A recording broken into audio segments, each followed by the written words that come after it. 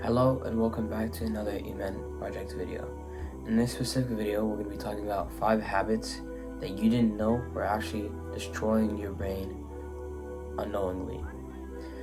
Let's get into the video right away so you can quickly fix these habits and keep your brain healthy and productive.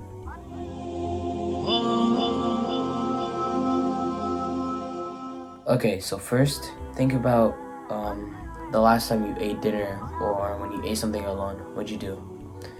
You probably got the food right and then you watched a video while eating food. Most people do this. I even do this. I'm not even gonna lie. I did this yesterday. And what you didn't know is that this actually destroys your brain because you're not able to actually be present in the moment. You're not able to enjoy yourself. You're not able to give even food its worth, because if you're watching something while eating, it just stimulates your brain even more, so you won't be able to do stuff in the present. My mother always tells me to give everything its own time, whether this be food, studying, playing games, anything. Give it its own time. And as I grew older, I realized that this advice is actually true, because you should really put the best and invest everything you have into what you're doing in the current moment. Now, the second bad habit that I'll be talking about today is your mind always being flooded with music. So most people, whether it be walking or working out or just doing anything, the brain is being flooded with music. And this goes back to the point I was making before, to always be present in the moment. If you're not able to go on a walk without music, just to take everything in, like the nature, the people, like social interactions, without music, then that's really sad for your brain development, because us humans are supposed to be sociable creatures, and if we're always have music in, we're not really talking to anyone, we're in our own head, it just doesn't work out. Now, I'm not saying to not listen to music at all, especially if you're non-Muslim, then it's probably fine to just listen to music. But I'm just telling you to not always be listening to music, and make sure to give everything its own time and worth. Now for habit number 3, and this is one that you probably already know, which is looking at your phone first thing in the morning. Now, I know that everyone knows this is bad, yet most people still do it every morning. And for those of you that are still doing this, I want to ask you this. What's stopping you? What do you lose if you don't do this? I know most people are telling themselves, I'll stop. But in that moment, when they wake up and the phone is right there, they just have no control over themselves to just reach in and grab it. So I can help you out with fixing this. First, you can try doing things that will make it harder for you to do that, like putting your phone in another room or putting your phone further away. But in the end, this only comes down to one thing: discipline. You're gonna need to build up your discipline if you want to get this skill of self-control. So most people may ask, how do I build up discipline? Well, it's really simple, but it's not easy. So discipline basically comes from you not wanting to do something and then doing it. Now, most people get discipline and willpower confused. Willpower is you resisting the urge to do something and not doing it. And discipline is doing something even though you don't want to do it. Let me give you an example. Willpower is like walking down the store and seeing candy and knowing it's unhealthy and not grabbing it. But discipline is like you not wanting to go to the gym, yet you still go.